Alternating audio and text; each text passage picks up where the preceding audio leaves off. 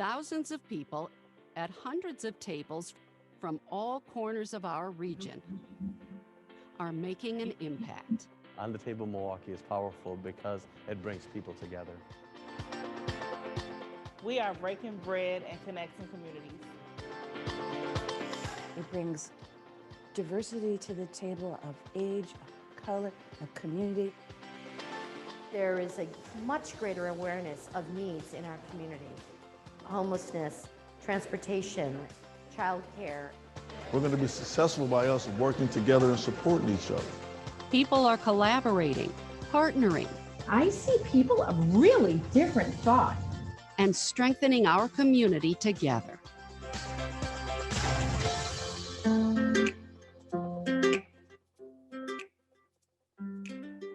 Something remarkable happens when you mix diversity and dialogue.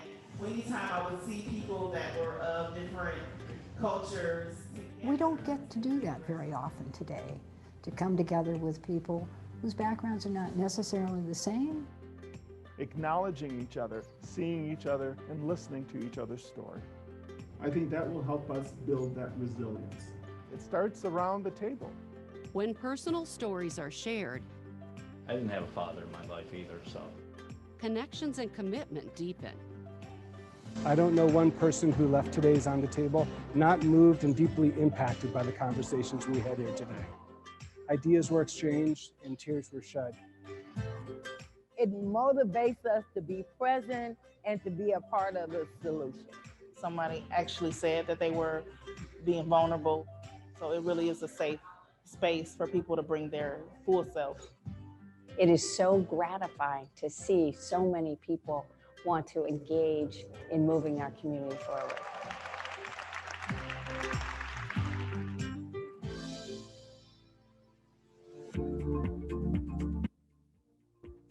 Since the first year the Greater Milwaukee Foundation introduced On the Table, we have moved from conversation to dialogue to relationship building to ideas to action. Spanning topics like advancing racial equity, People want more transportation. They want more opportunity. They need funding. promoting entrepreneurship, And I think that you have to do that through cross-cultural partnerships. You have to do that through cross-sector partnerships. and criminal justice reform. We know that people are really passionate for change, that transformational change is coming. If On the Table continues to engage the community on this topic, you'll see stronger families, you'll see more men active in their families. Standing up to bullies, I think the youth have a voice and we're here to listen. and harnessing faith to fight gun violence. To be able to share my story is powerful because I can change the narrative for other women. Sharing your story is healing, but we understand that we need to enact policy so that other people don't go through the same things. Where collaboration today is generating solutions for tomorrow. Your voice matters at On the Table MKE.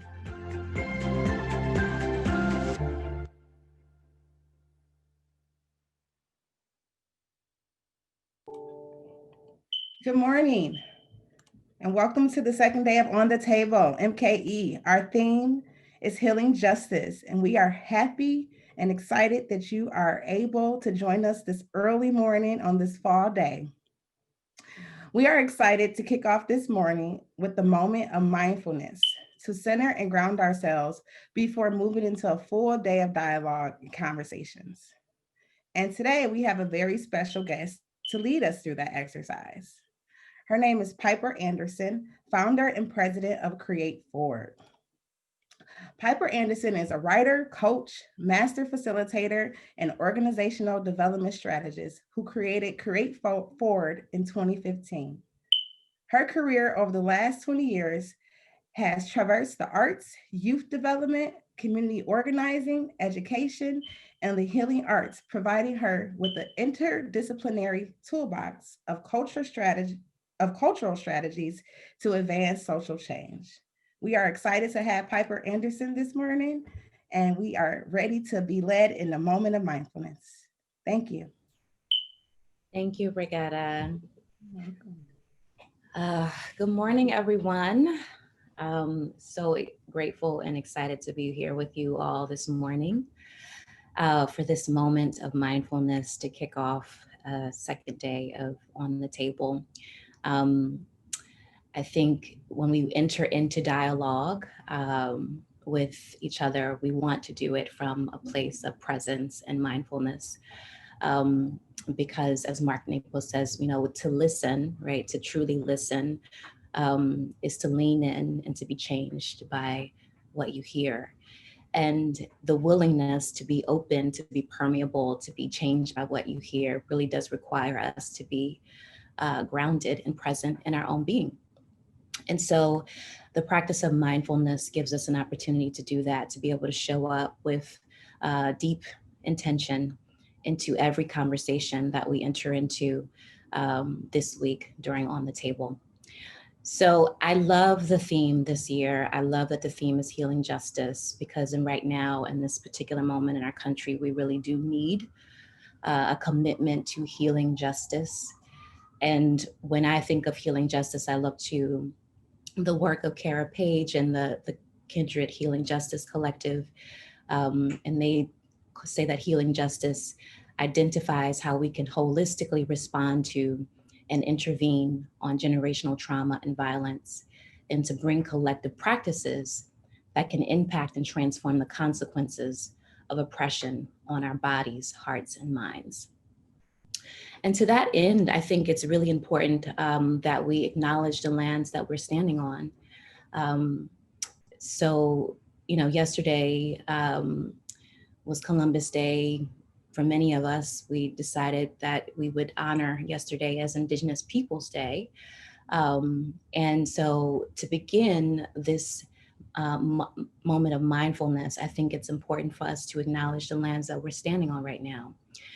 And so I just want you to take a moment to, wherever you are, in whatever room you're sitting in, to just take a moment to look around you. If you have access to a window, maybe look outside that window, see what's outside that window around you. And think about the space that you're in, the land that your home is on or your office is on, and who the original stewards of that land were. So I am coming to you from New York City on the unceded land of the Lenape people. I know that in Milwaukee, you are gathered on the land of the Ojibwe, Potawatomi, Mananamini, Oneida, Stockbridge, Brothertown, and Ho-Chunk. I ask you to join me in acknowledging the Native communities, the elders, their elders past and present, as well as future generations, and also acknowledge the enslaved peoples who were forced to work this land and to build the cities and towns and structures that we take for granted. And take this moment to acknowledge that this country was founded on exclusion and erasures of many Indigenous people, including those that our homes and our institutions are located on. And by acknowledging this as a part of a commitment to healing justice, we acknowledge, this acknowledgement demonstrates a commitment to beginning the process of working to dismantle the ongoing legacies of settler colonialism and white supremacy.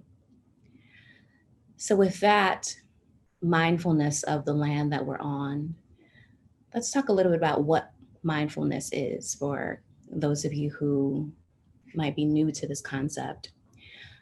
I think there's a really good sort of definition that John Kabat-Zinn offers, which is that mindfulness is awareness that arises through paying attention on purpose, in the present moment, non-judgmentally, often in the service of self-understanding and wisdom. So I think the on purpose piece is really key here, right? We kind of take for granted that we're paying attention when we're driving, we're paying attention when we're doing our work, we're paying attention when we're, taking care of our kids. But there's a purposefulness to the practice of mindfulness that's really key. Sometimes we can operate in a sort of automatic way. We do the same thing over and over again. It becomes an embodied reaction or practice. But are we paying attention on purpose? And so in the practice of mindfulness, we give ourselves an opportunity to really be on purpose in everything that we're doing. You can practice mindfulness while washing the dishes, while walking from one end of your living room to the other, while preparing a meal, while just sitting still and drinking your tea or your coffee in the morning. Any single moment that you purposefully give your full awareness and attention to is an opportunity to practice mindfulness. And in that process, leads to deeper self-understanding and wisdom.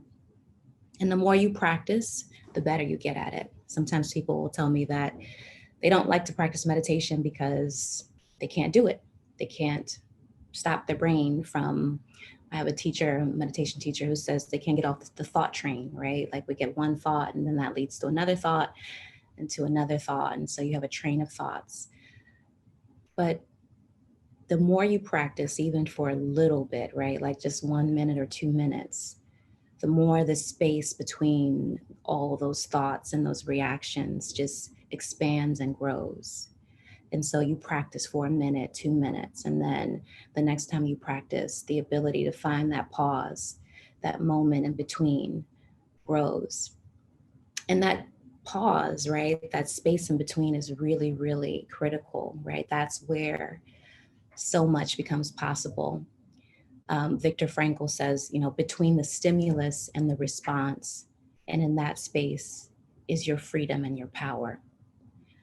So practicing mindfulness gives us the opportunity to have more choice in how we show up every single day in our lives, in our relationships, really key in our relationships, how we react to someone cutting us off on the highway or someone interrupting us in a meeting, right? All these things, right? These things where we usually have just an automatic quick reaction in emotion. Suddenly we have more choice. We can pause, we can stop. Someone is saying something in a conversation and we immediately have a reaction, but we pause and we can be more open.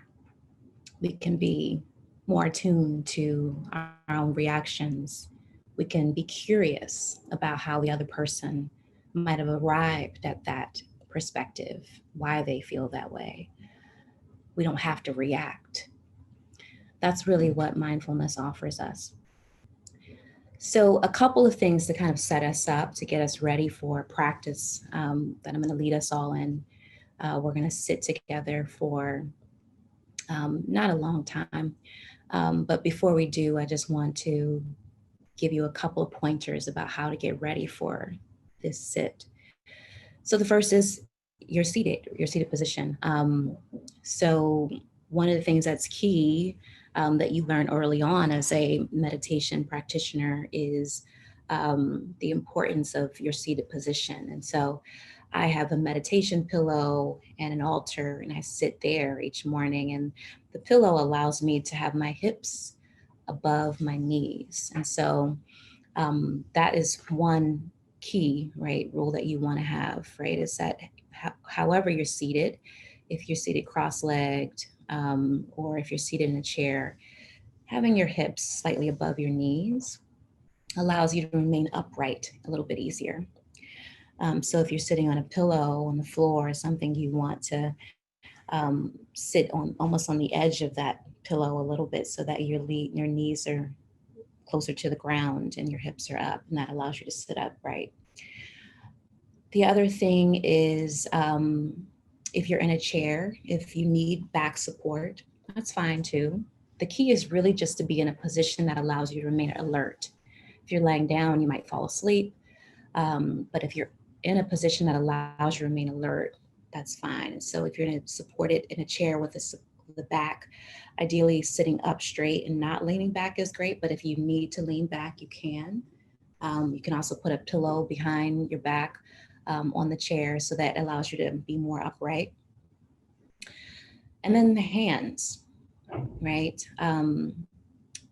Sometimes people think that, you know, they have this idea that they have to sort of hold their hands in a particular way. They have to hold them like this. There's different positions, but it's really simple. You just either lay your hands on your legs with your palms up or your palms down. Either way is fine. And I won't get into the significance of each of those. That's for a longer session, but hands up or down, whatever feels comfortable, but in a relaxed position, because you want to be able to hold this for a while. The other possibility is that you could cup your hands, right, like this, and just put them in your lap. I like that position because you have them right below your navel, right by your life source, right? So that's another possibility. Feet, if you're sitting in a chair on the floor, is great. You want to be able to feel the ground beneath you if you can. If not, if you're seated with your legs crossed, it's okay. That works as well. And now the breath. Let's talk about the breath.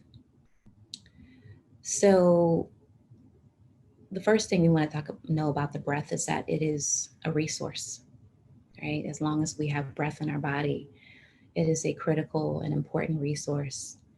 We often think about self-care as being all these complicated things we have to do for ourselves and money that we spend on things, but just attuning to the breath is one of the most impactful things that we can do in our day-to-day to care for ourselves.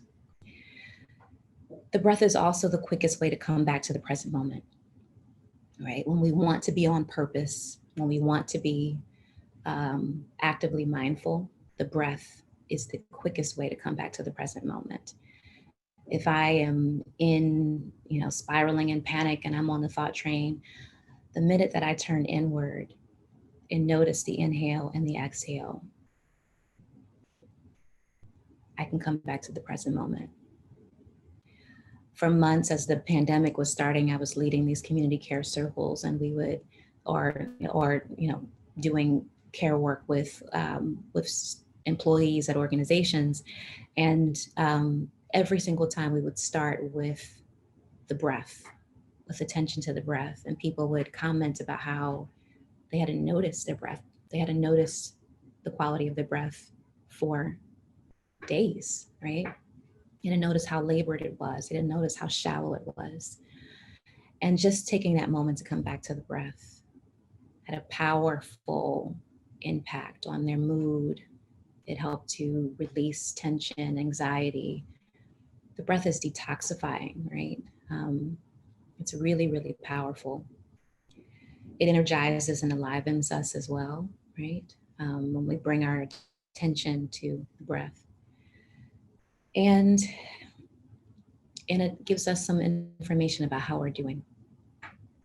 So let's just take a moment really quickly to just notice the breath. And so just take a moment to turn inward. You can close your eyes, or you can just focus on a point in front of you.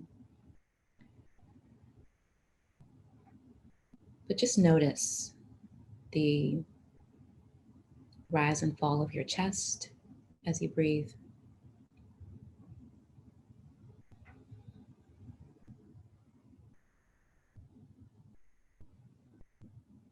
Notice if your breath is shallow or deep. Notice if your chest expands if you breathe, or if your shoulders are rising, which is an indication that your breath is not really filling your lungs.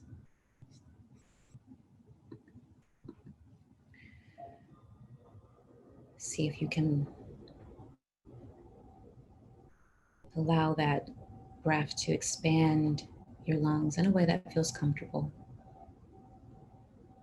not in a way that causes pain, but just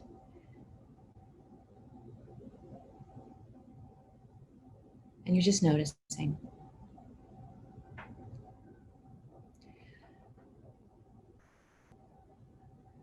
The other thing about mindfulness is the piece about non-judgmental practice. So not being judgmental about the quality of our breath, about how our body is, about whether we're sitting correctly or not. Just noticing and being curious about what information is there for you.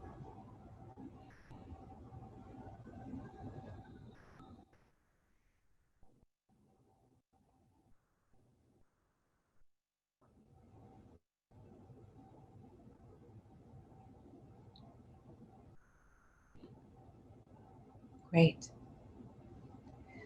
So take a moment to just, in a word or two, if you have something you can write on, you can just write it down. If you could describe the quality of your breath right now in a word or two, how would you describe it? For me this morning, my breath feels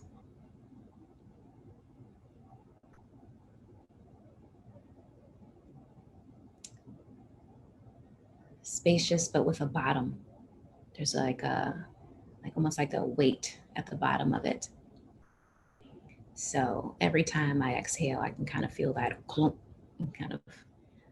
which is good because it's bringing me to the earth, which I appreciate. So the breath, right? The breath is a resource.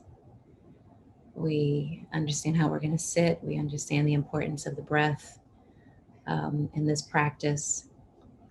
And now let's talk about the body. The body is also a critical site of healing. It is shaped by all of our experiences. And I'm a somatic practitioner, right? And a somatic coach. And so we talk a lot about practice. You know, we are what we practice over and over again. Everything from the way that we sit down, to the way that we walk, to the way that we hold our breath or tense certain muscles when we are anxious, right? These are things that become sort of embodied practices that over time shape us, shape how we move in the world. And then of course you extend that to our relationships, to the ways that we approach decision-making and other things, right? All of those things, as we do them over and over again, shape us and impact our bodies, right? So we're shaped by our experiences. We have sensations. You know, we have physical sensations. Our bodies are always speaking to us through these neural reactors. And so those sensations are really informative. Really informative. It tells us about stress. It tells us about how we feel in certain kinds of relationships. It tells us a lot about boundaries, our relationship to boundaries and relationships, how we react to place, to environment, to memory, to the senses.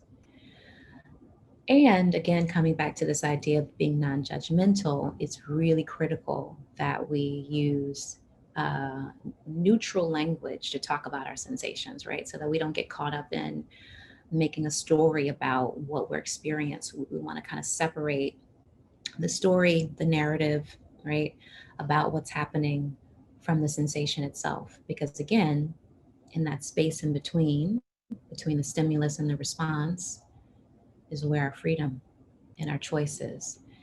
So as we move through this practice that I'm going to lead you in very soon, we're going to use just a neutral language to talk about the sensations in our body.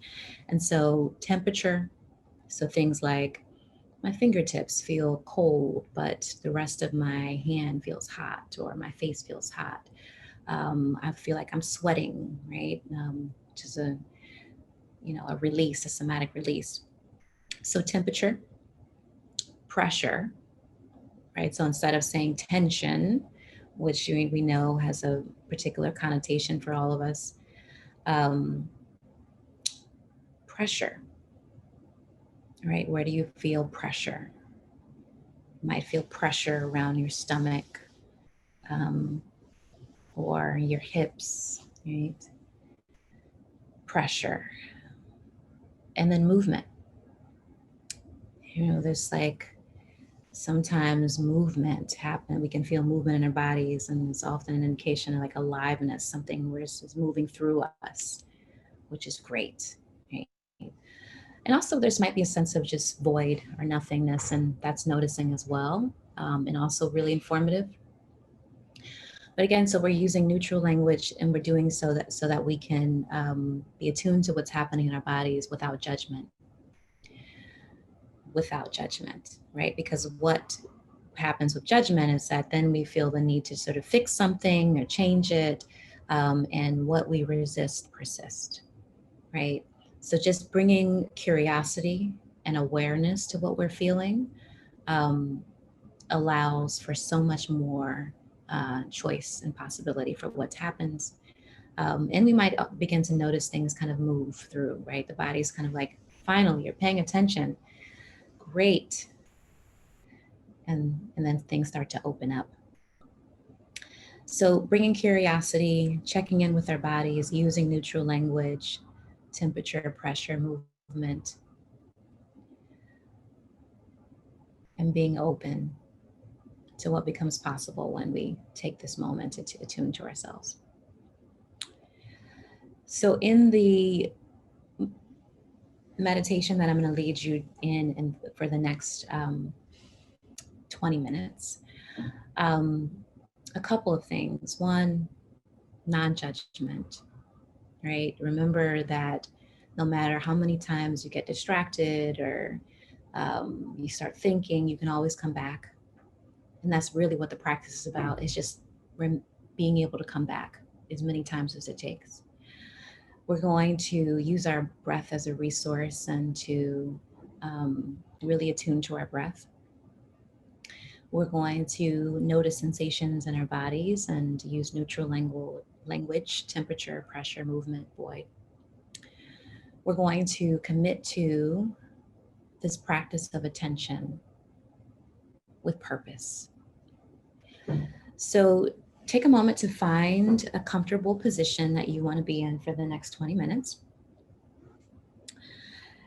And you can close your eyes, or if you think that staying attuned and attention would be supported by you keeping your eyes open, you can just soften your eyes and focus on a point in front of you somewhere. So go ahead and take a moment to get comfortable.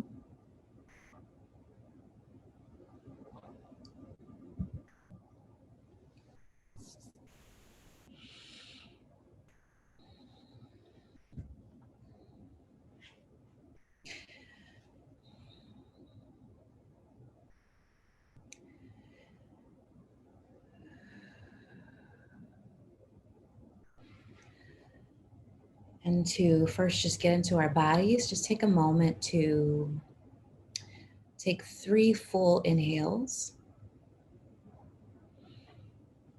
Inhaling fully, allowing your chest to expand as you inhale, and then releasing fully.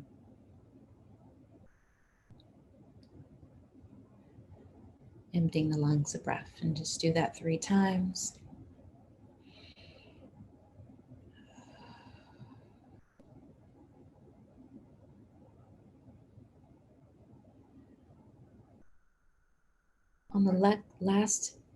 On the next exhale, I just want you to imagine that you are releasing that exhale to the bottom of your feet, helping to ground you, root you to the earth.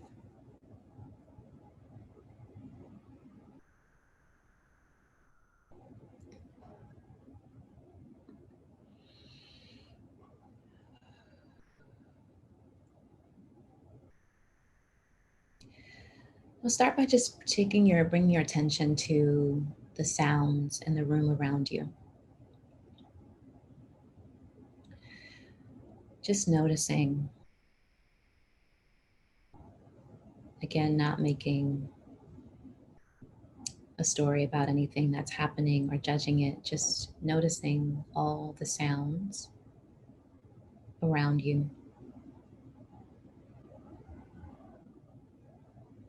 My voice might be the only thing that you hear.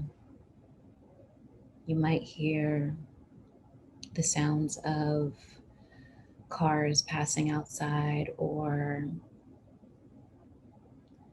the sound of your family in another room. Whatever it is, just notice. Notice without getting attached to anything that you hear. Just noticing.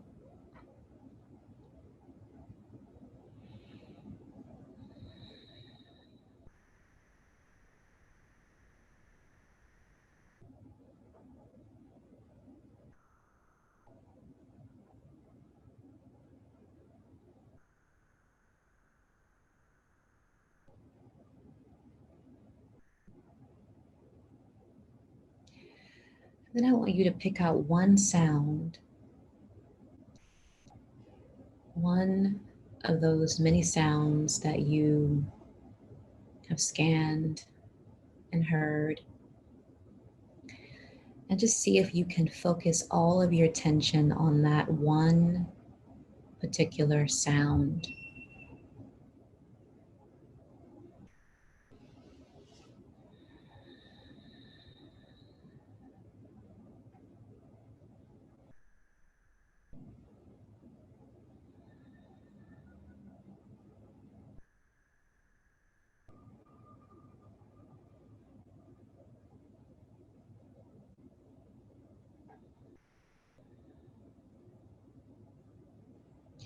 And now, with your attention attuned to that sound, see if you can focus even more on it to really hear every detail of that sound. The tone, the texture, the pace, the rhythm.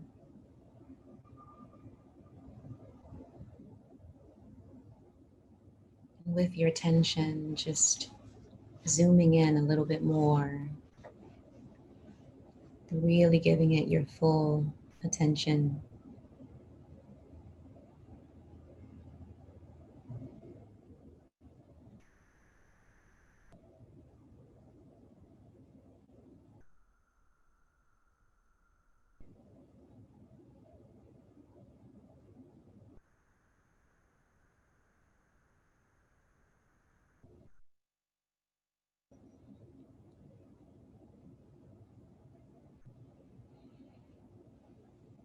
And then dropping at and zooming out again, and just noticing again your environment and all the different sounds in the environment around you.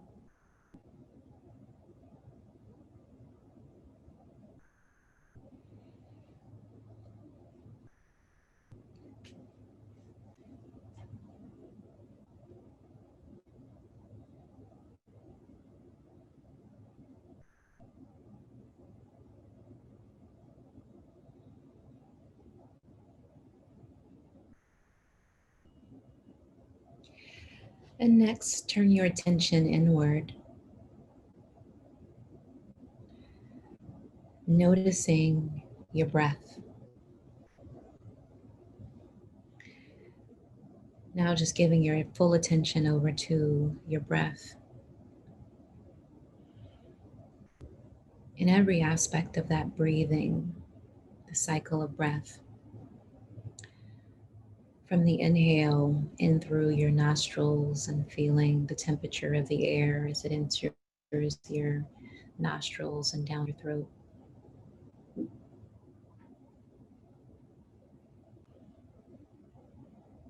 The expansion of your lungs.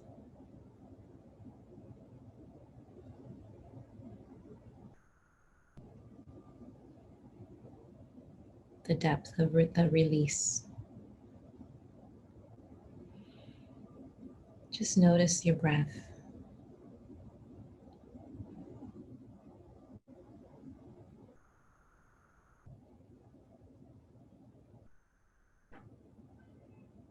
Just be curious about what information your body is offering you right now through the breath, the quality of your breathing right now.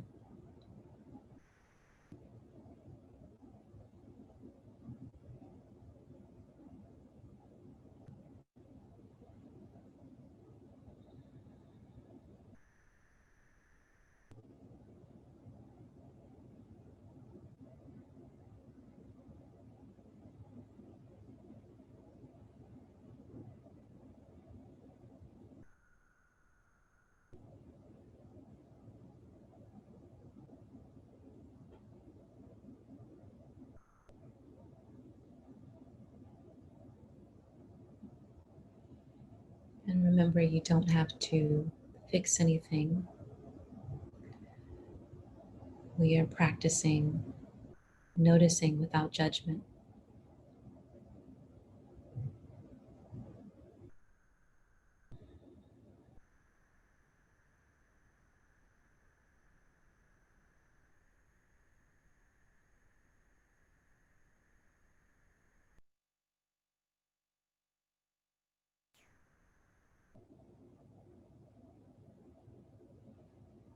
If you get distracted, it's okay. Just keep coming back to the breath. Keep coming back to noticing the quality of the breath.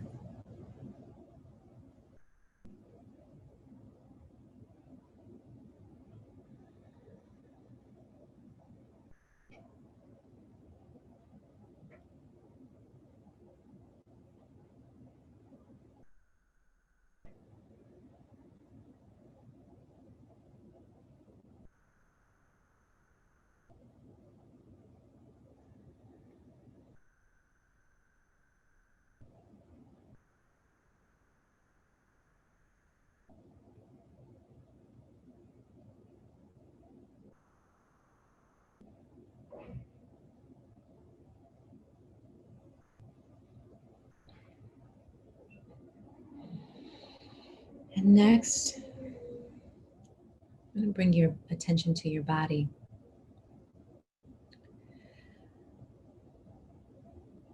Start by just noticing the surface that you are sitting on, or any place where your body is making contact with the surface.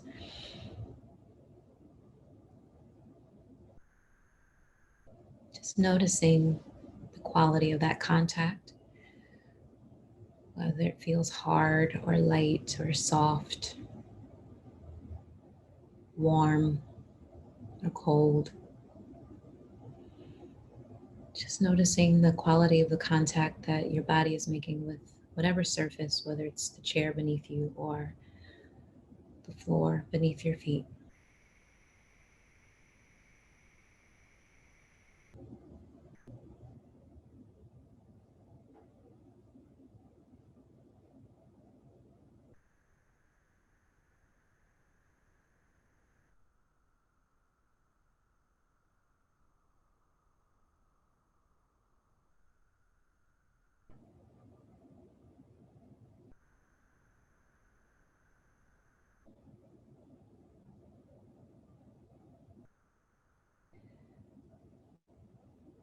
And on the next 3 exhales, just imagine that with each exhale that you are melting into that surface a little bit more.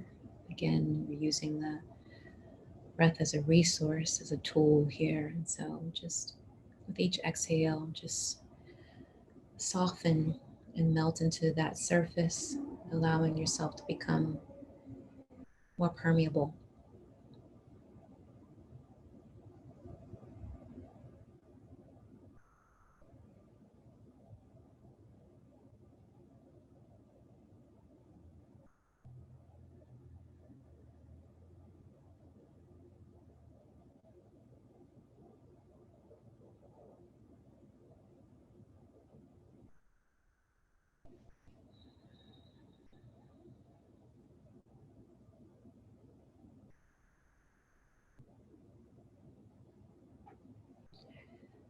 from this more permeable place, just take a moment to begin to scan across the body, just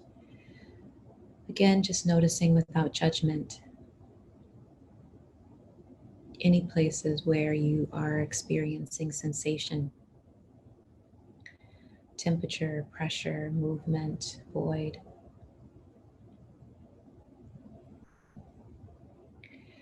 Just scanning from the top of the head all the way down to the bottom of the feet, and just noticing,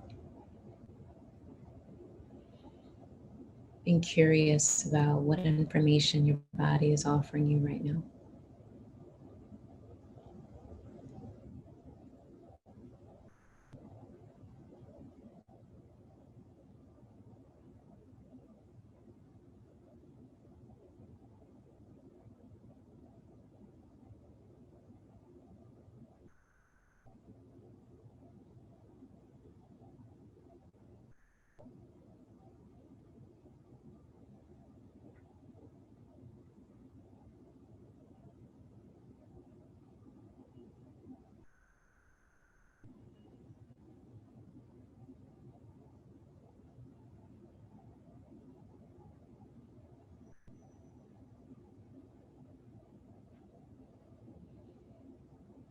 Keep coming back to the body. Keep bringing your awareness back to yourself, to this moment.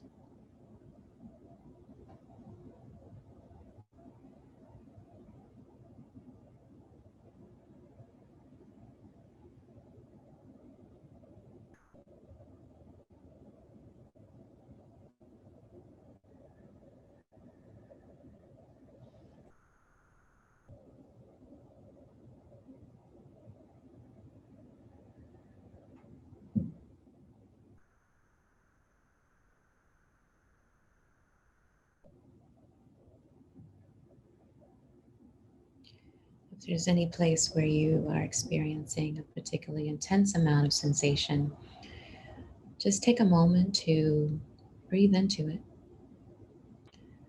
Direct the attention through the breath to that point on the body and just breathe, giving it your full awareness.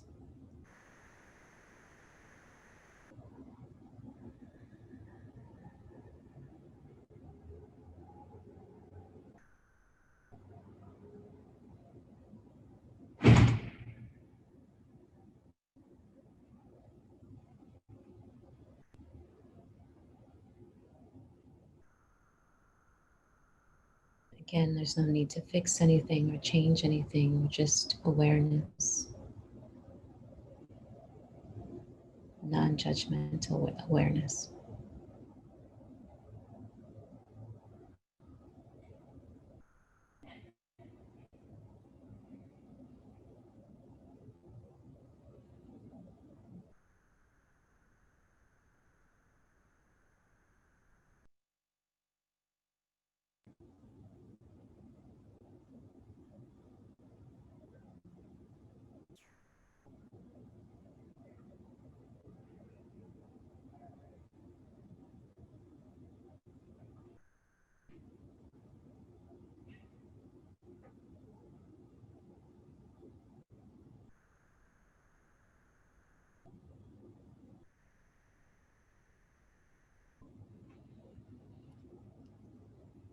And just continue to breathe.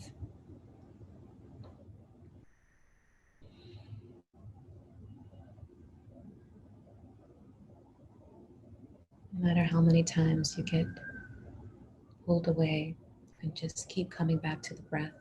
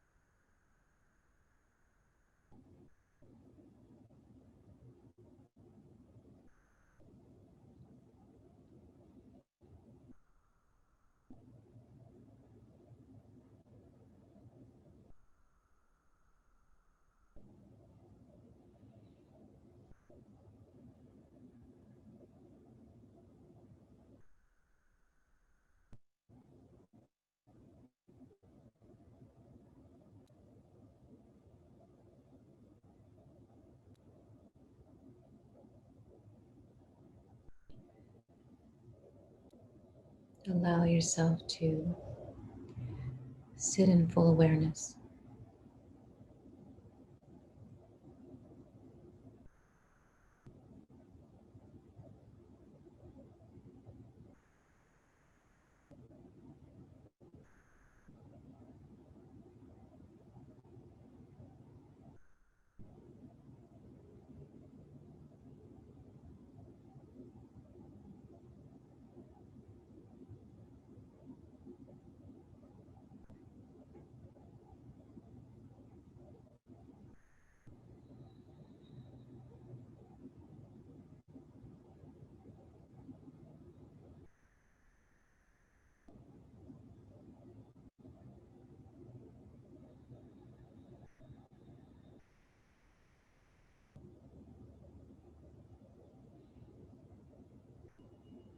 Keep breathing.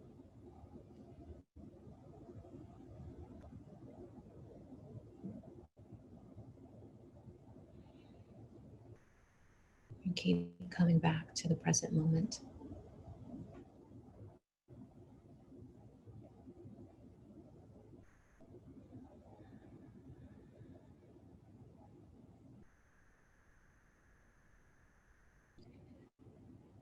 As we prepare to come back, I just want you to take a moment to notice any changes in your body, in your mood, in your overall quality of being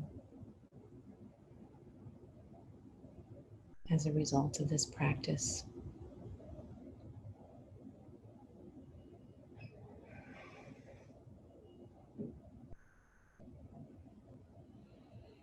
And then lastly, take a moment to set an intention for yourself for the remainder of this day, for the virtual tables that you will sit at, for the conversations that you will engage in. Set an intention for how you want to show up in every one of those conversations.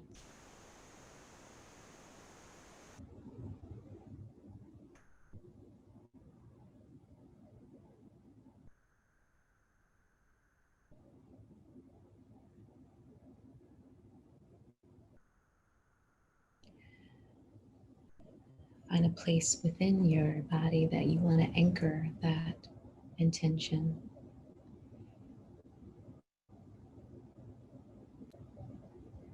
Breathing into it.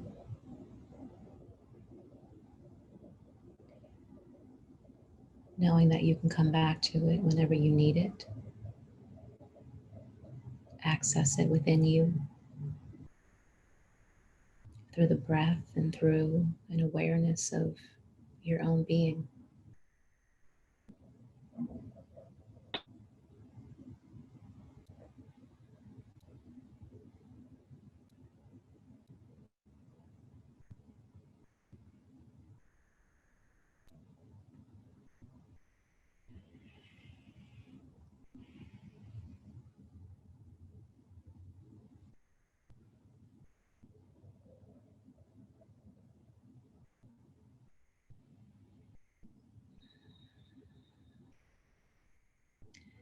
With each ringing of the bell, just take one deep inhale and full release to bring us back from this practice.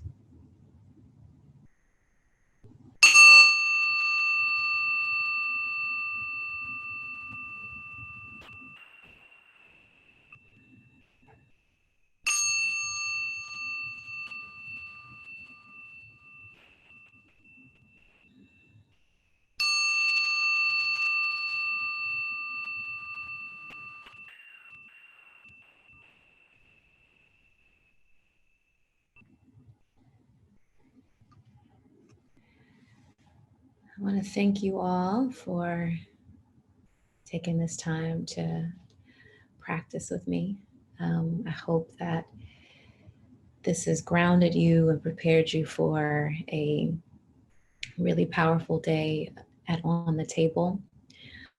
Remember that you can come back to the breath Remember that the more that you practice attention, purposeful attention, which is what mindfulness is, the more choice you have, the more you can show up powerfully and intentionally in your relationships and into your work and in every dialogue.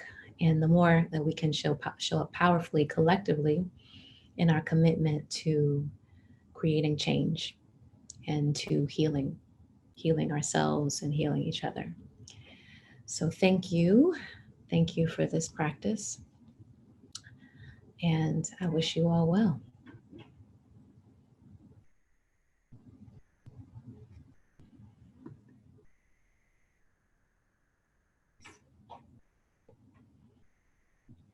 Oh, you're muted.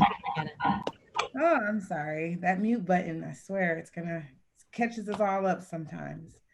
So thank you so much, Piper. I was saying for that moment of mindfulness, and I'm very grateful for your time and this journey that you took us through. Feeling very grounded and ready for today. And we want to thank you all for your participation and willingness to learn with us. We're excited about the rest of today.